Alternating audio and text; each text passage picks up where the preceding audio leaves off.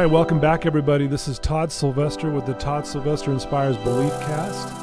Thank you so much for all your support and for believing in me. And I'm so excited once again to have another amazing person, an amazing guest. His name is Devin Thorpe. Welcome. It's an honor to be here. Gosh, thank you, Todd. Oh, absolutely. You know, I had the honor of being on your podcast a few years ago. We were just talking about, and what a great experience that was. And you're doing such good things in this world, and that's why I'm having you on. You're a good person, and you're making a difference. Before we get into learning a little more about Devin, I need to thank our sponsor, Veracity Networks. Thank you for believing in me.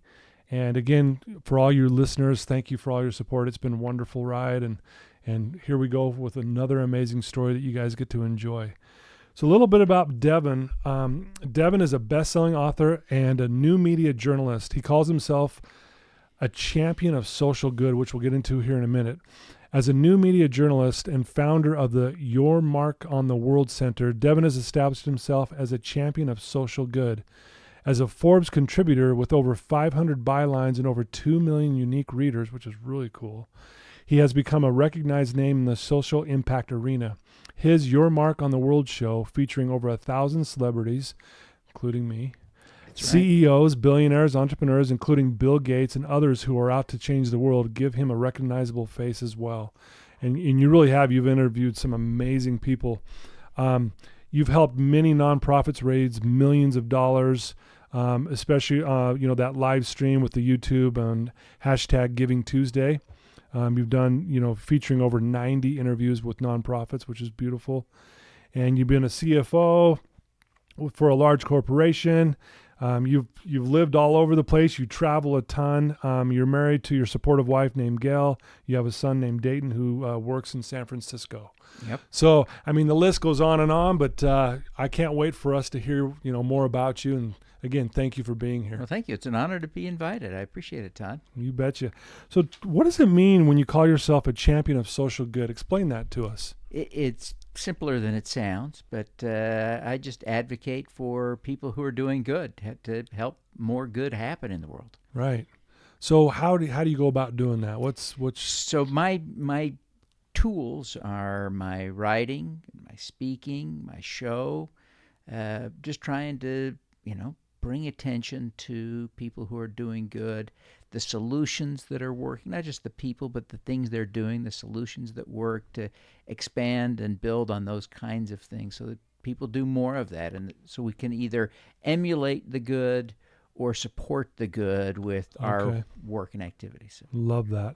So you have, it's called Your Mark on the World Center. Explain what that is. That's me. That's just you. There you go. And I have a team of contractors that help me do a variety of things, as needed. Some every week, or every day are helping me a little bit. Others as needed on a less frequent basis. But it's pretty much me. I'm the one full-time guy at the Your Mark on the World Center. Beautiful, yeah. Well, I want to know more. We'll get to more of that here in a minute. But tell us a little bit about you. Growing up, where'd you grow up? A little bit about your family life. Well, I grew up here in Utah, mostly in Salt Lake, and I had a real formative experience when I was 11, back in 1976. Okay. That year, the Teton Dam, just outside of Rexburg, Idaho, was filled for the first time. Brand new dam, and it failed.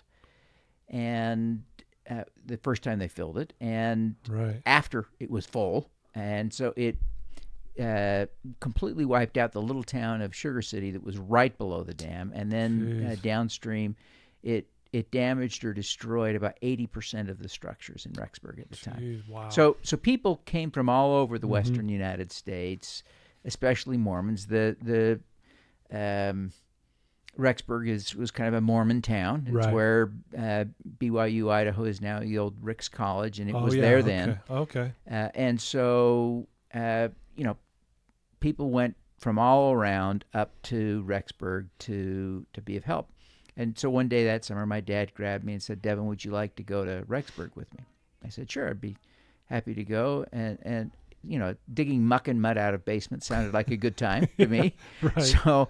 So we got on buses about 2:00 in the morning, rode all night, got there at dawn, worked all day, got back on the buses and came home. And as I reflect on it, I recognize now I really didn't do any good. I was of no help. Right.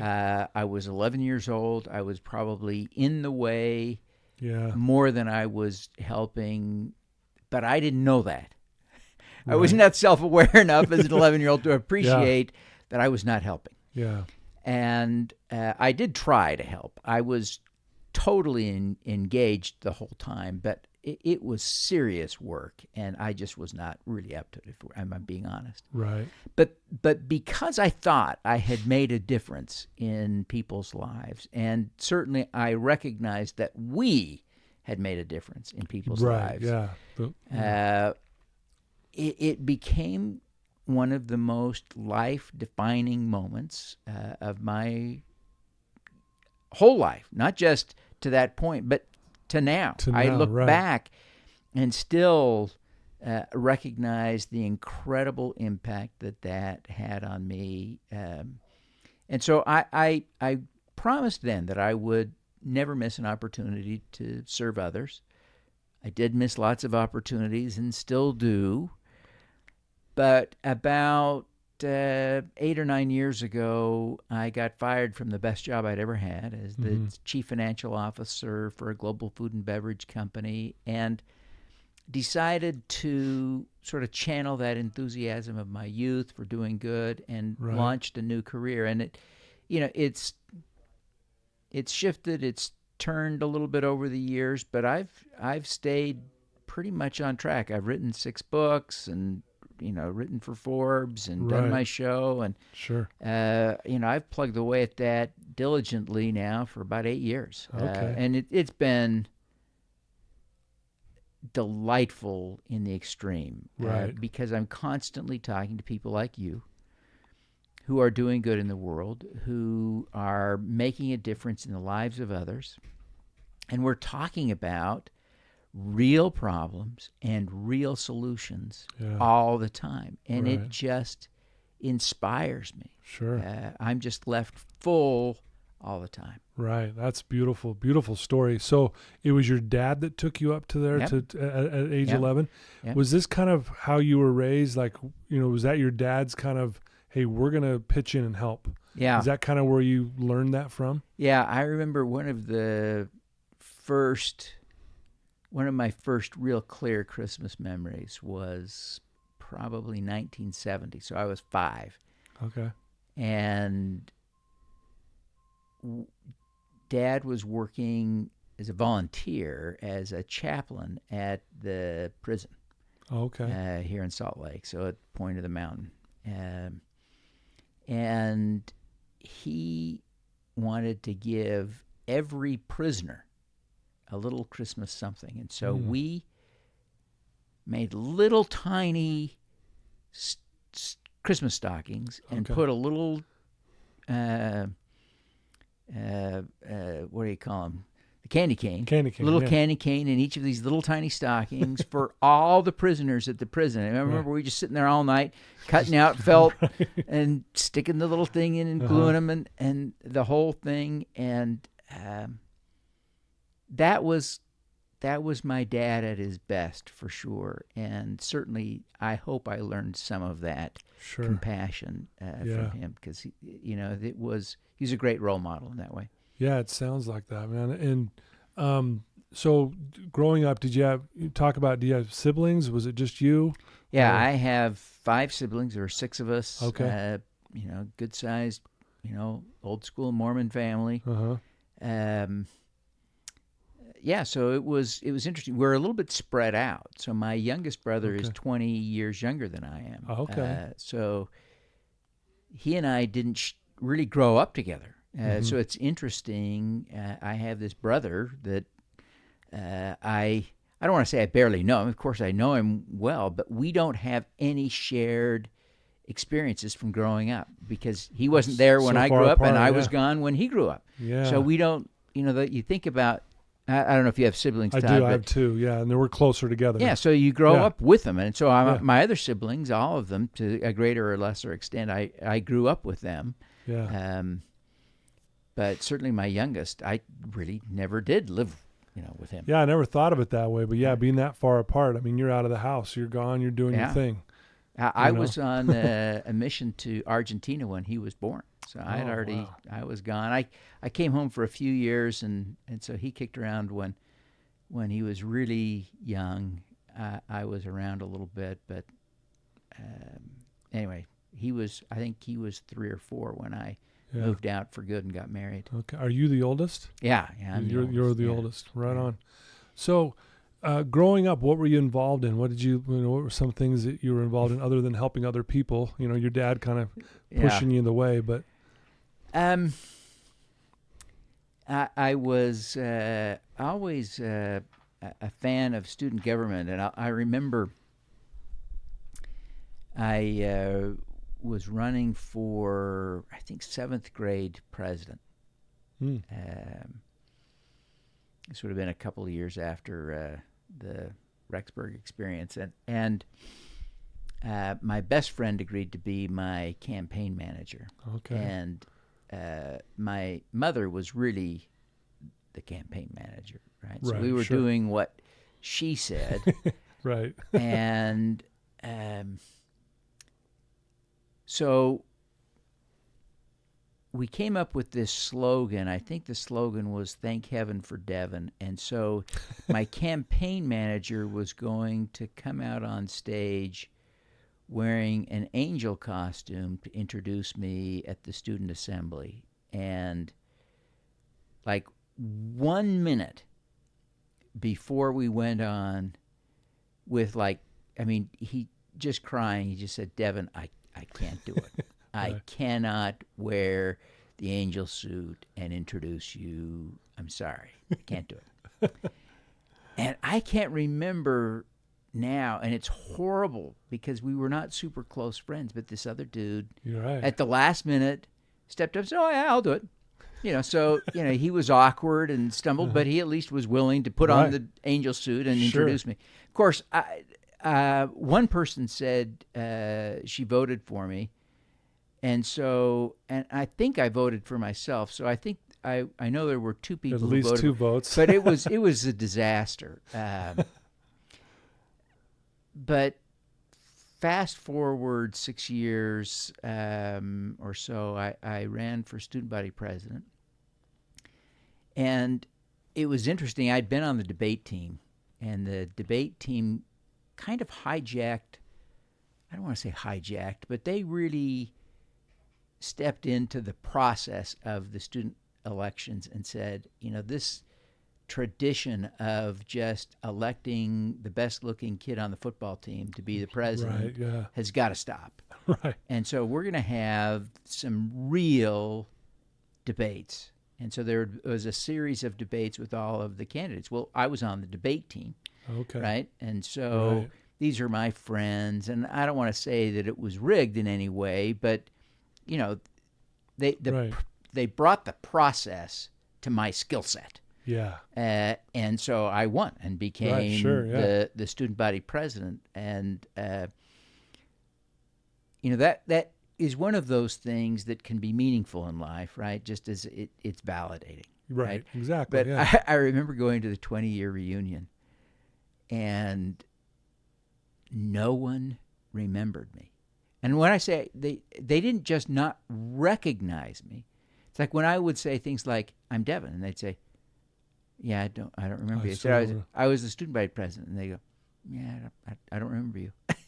Really? And Wow. so it was a fun reminder in a way that is as important as that was to me. It mattered not at all to anyone else. Right. You're like, who are you? Yeah. Yeah. I think we all have an exaggerated sense of our importance in the world. What really matters, I think, is in the end what we do. What we do, and do for others. Yeah. Because that they never forget. Right. Well, and I want to get into that in just a sec, but I wanted to ask you just a quick question around did you struggle as a kid? I mean, I know all kids struggle on some level, but you come across as this very confident, you kind of put your mind to something, you go do it, Yeah. So talk about that a little bit. You had that drive, but what were some of maybe the struggles as well? I am and have been throughout my life extremely fortunate, blessed. I'm uncomfortable with describing how I came to be this way. Certainly, I deserve no credit for it. I took advantage of some of the opportunities in front of me. Yeah. I was able to go to Cornell for graduate school. I got into the U and did well there, but as an undergrad. But as I look back, I can certainly see that there were countless opportunities where I got help from other people. Yeah. And so, I've had this life that was sort of greased lightning. Right. And that tends to build confidence, sometimes undeserved, right? Sure. Yeah, absolutely. As I look back on my life, almost all of my challenges were self-inflicted, right? It's things like running for seventh grade class president and being embarrassed, right? Right. Being humiliated in that process, Sure. right? Because I was a dork. But I brought that on myself entirely. Yeah. I have not had any hardships like so many other people. I mean, you think of people that have dealt with bad parenting, Right. poverty, racial injustice. I mean, people go through all kinds of hell that I never had to deal with. Yeah. My big trauma is, being humiliated in the seventh grade because Right. I thought I should be the student class president, right? Sure. So, I've had a charmed life by and large, and Well, it's interesting you say that, and I appreciate you just being honest about this, is because typically when someone goes through something really difficult, it usually bleeds into what they do later in life, like helping other people. And here you are helping so many people, but it stems back from that experience you had at 11 years old with your dad, helping those, families that had their houses destroyed by that, dam breaking. So I just think that's really cool that at such a young age you started to realize, I can actually make a difference. Yeah. And I love that because you don't have to go through a hardship per se to then be able to give back. You can give back by just choosing to, based on an experience maybe you had. Well, I think those of us who have been fortunate to avoid or to not have imposed upon us challenges in life, I think we have a greater obligation. I can't remember. We're all fond of the saying where much is given, much is expected. Yeah. I think that's actually a misquote. We say that all the time. I think that comes from the New Testament, and I think the phrase that's there is where much is given, much is required. It's a very high standard, I think, that the New Testament sets for those of us who've been fortunate. And I'm not at all convinced. As much as I devote time and energy to doing good, I'm not at all convinced I've done my fair share, especially given how fortunate I've been in my life. Yeah. Well, I mean, and I appreciate the humility as well, but I also think, you're doing something every day to try to make a difference. And I think, what more can we do? I guess we can always do more, but here you are every day doing something, and I think that's amazing. And again, I've always looked up to you ever since I was on your podcast a few years ago. I've followed you ever since, and I just every time I see what you're doing, I'm like, man, look what he's doing now. Well, thank you. So no, I appreciate the humility, but I also want to give you some props that we need more people like you out there doing some great things that you're doing. Well, the great thing is, I've spent the last 8 years doing this, and the thing I am most convinced of is that the world is full of great people like you that are doing good in the world. And in fact, most people are. The vast majority are. I often get people who'll come up to me and they'll say, "Oh, Devin, I wish I could do more good in the world, but I'm so busy taking care of my mother with Alzheimer's. I really don't have time to do any good in the world." I'm thinking, you're taking care of your mother with Alzheimer's. Yeah. guess what? You get a pass. That is the good, right? sure. That's the thing. Yeah. That's incredibly valuable. Right. And so, yeah, some of us change one life slowly over time. Others change lives a little bit across a lot of people. But Right. I see there are very few people who are so selfish they never do any good. It's just it's really pretty rare. Most people Sure. are really quite generous, doing a lot of good. And one of my pet peeves, in fact, is that I sometimes see people in the nonprofit world get mad when their friends don't step up readily and support their cause. And Right. I've heard them sometimes say things like, they're all just selfish and they're just in their own worlds and they have no idea about how people are suffering in this part of the world where I'm working. Right. And yes, they're right about that in every way but one, except the other people are not selfish.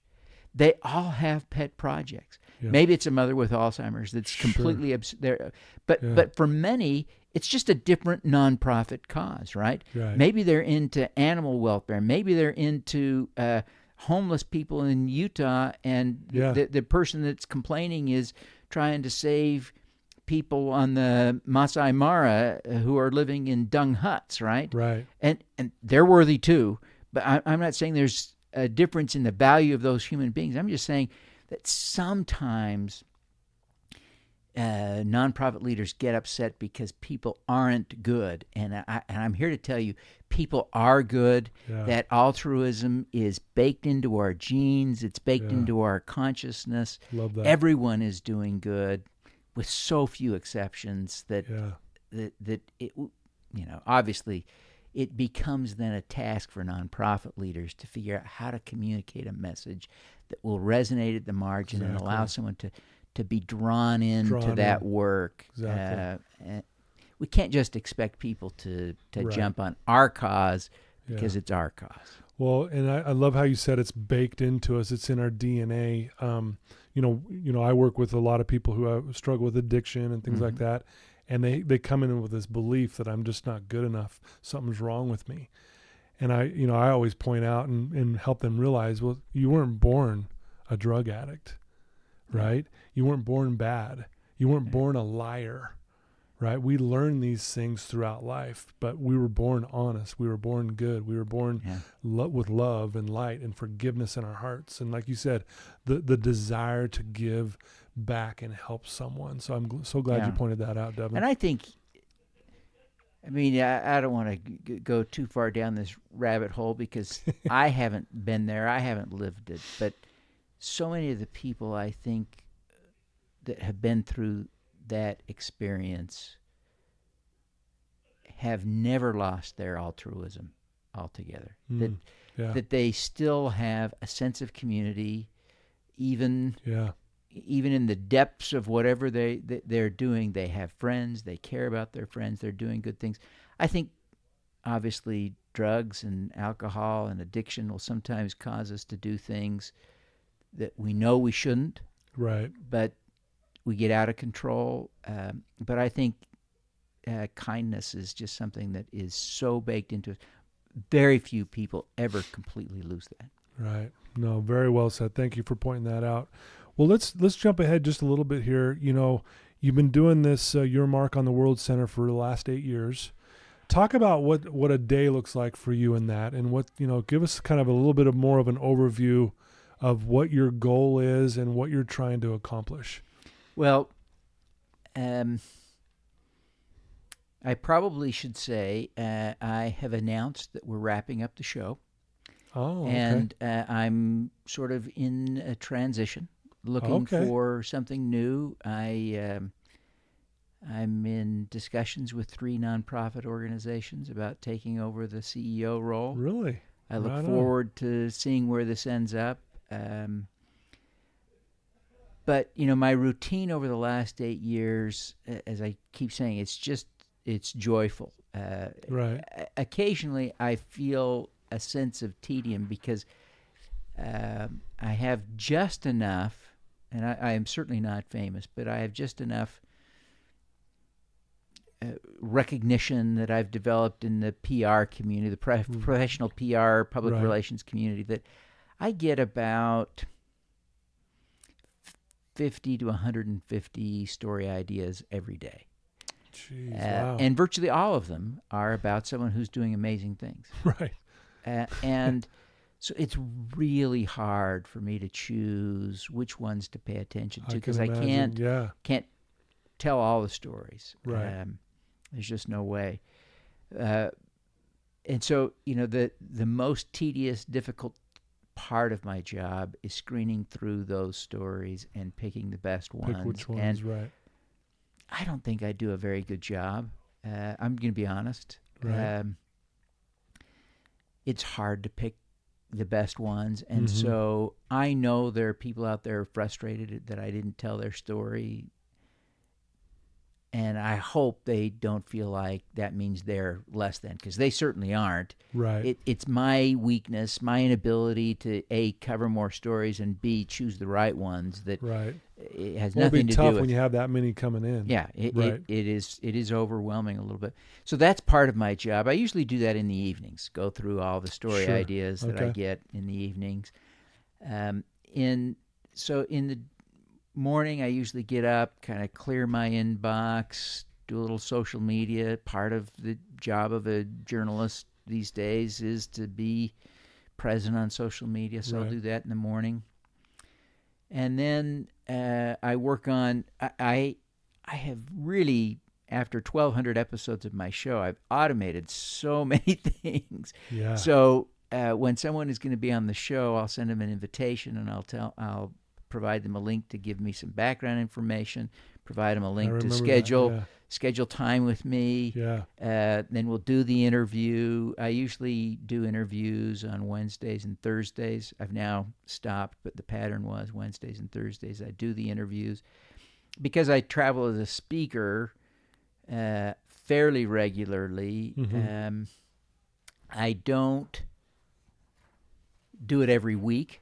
Because obviously sometimes I'm off speaking, and so on those weeks I can't be in the studio recording. But most weeks, so probably 3 weeks out of the month on average, I'm recording. I'm trying to publish about 12 episodes a month. That's been the pace. It varies a little bit, sometimes 13, 14. That's a lot. But I've been trying to do 3 a week. Religiously, which works out to probably 13 or 14 a month on average. Wow. And so after this week, in December, we will produce the final 11 episodes of the show, or share the final 11. They're all recorded now. Right on. So it's... so embarking on something new. Yes. Right so on. something new is coming. That sounds cool. Yeah. Very cool. So obviously, we said here in the beginning, you're a contributor to Forbes magazine. Yeah. What type of articles are you, sending to them, and what are they posting for you? So I write all about social entrepreneurship, impact investing. I use a definition of social entrepreneurship that includes talking about innovative nonprofits, not just for-profit businesses, but so I've talked about a vast range of things. I think of Bill Gates as a great social entrepreneur. I was fortunate to have him on the show in May. Oh, yeah. He and his team reached out, and I had a chance to talk to him again last week. We didn't put him on the show, but I talked to him and got some, wrote an article about what he was doing. He was in Abu Dhabi for a big event there with world leaders to make $2.6 billion of pledges cumulatively to eradicating polio. So it was cool to talk to him about that. Absolutely, yeah. So doing big things, man. That's amazing. Well, that's amazing. So, if someone's listening to this and they're, wanting to do something like you've done with this Your Mark on the World Center, how, creating this podcast and in doing that kind of thing, if someone wants to make a difference, what advice could you give them if they're just getting started out, or if they're thinking of just starting, period? Yeah. I think the key thing, and this is not what anyone in that space wants to hear, but it's the honest, true advice. Right. Is keep your day job. Do this stuff on the side. Okay. Let this be your side hustle for a long time until it is proving to generate enough money for you to live on before you walk away from your day job. Right. There are exceptions to that rule, and we all want to be the exceptions. Right. I've known some amazing people who have leaped into speaking and made a fortune, and people who've leapt into journalism and kind of this influencer stuff, and they build a following on social media, and they get sponsors for their podcast, and it all just comes together, and soon they're rich, right? Right. And yeah. I've seen that happen, so I know it can happen. But what people need to realize and understand is that the vast majority of podcasts are something akin to a hobby or side hustle. Right. They don't generate enough for someone to make a living. Sure. The speaking gigs don't pay well enough to close the gap. Writing is a really challenging way to make a living in 2019. Sports Illustrated laid off 20% of its staff this year. The Salt Lake Tribune laid off 30% of its staff this year. The industry is shrinking. Fewer and fewer people are being paid well to write. Yeah. It's certainly possible to make a subsistence wage writing, and of course, anyone who can write a bestseller is wealthy or can become. I say that, and I need to add, you can get on the New York Times bestseller list and really not make a dime. Right. Yeah. And I think a lot of people have, and so even being a best-selling author doesn't necessarily mean that it can. You're making any money. Yeah, exactly. So yes, what's her name that wrote Harry Potter? Right. She is a billionaire, right? Right. So super successful authors are billionaires, and super famous people will get a 7-figure advance when they write a book because the publishers know that they can get that money back. But ordinary people like me don't make money at most of these activities. And so you're keeping that day job allows you to have more impact, not less. It allows you to do more good, not less. Yeah. And if your side hustle thrives and blossoms and grows, and it will support you, I congratulate you. I'm jealous for you. But for those who are interested in doing this, I would just say, rule number 1, keep your day job. Yeah. I love that advice. Great advice. I have a lot of people reach out to me and they want to do what I'm doing, being a life coach and a mentor and a speaker and all that stuff. And what they don't realize is it's taken me 25 years to build this. Yeah. Right. 25 years. And I know things can speed up too, like you said, because of social media. I was doing this before social media, doing it the hard way, going and knocking on doors and, trying to see if I can get an appointment. But I couldn't agree more is make it your side hustle, work really hard, passionate about it, but keep your day job, keep the bills being paid. And if it starts to get some traction, then like you said, congratulations, man. There's something to it. And then you can move forward at that point. And it may never pay. Right. But you can always keep doing it if you are making a living doing something you tolerate and enjoy. Right. That this passion you want to have with a podcast, with speaking, with coaching, whatever it is, you can keep doing that and help the people you can help. Yeah. Well, and I think that's the payoff is if you're making a difference, like you always talk about, if you're making a difference in someone's life, then that's worth it. Yeah. I mean, and I know you get a lot of feedback from your followers saying, hey, that inspired me. Thank you for sharing that. Or that changed the way I look at things and it's going to make me want to be better. I mean, what's that worth? Yeah. I mean, you can't put a price on that, I don't think, can you? No. Yeah. So if you're doing that, then wonderful. Great advice. Well, if people wanted to get to know more about what you're doing or what you're going to, I guess, continue doing. I know you got some new Yeah. things coming, it sounds Yeah. like, but what would be the best way for them to, follow you and, maybe even reach out to you, ask a question, that kind of Sure. thing? Probably the best way and easiest way is on Twitter. Follow me on Twitter. Okay. My Twitter handle is @DevinDThorpe. Okay. I have a website at devinthorpe.com. I also have a bunch of websites that I manage and maintain, but devinthorpe.com is about me. If you go to yourmarkontheworld.com, that's a lot of the content I produce. There's more of the content at goodcrowd.info. I talk about crowdfunding stuff there, mostly crowdfunding for nonprofits there. Yeah. And then, of course, my Forbes space, you can find that at Forbes. Just go to Forbes and search for Devin Thorpe, and you'll find me there. So Right on. Well, any advice you could give us in parting words that you could give our followers or listeners? yeah, I would say two things. Okay. One,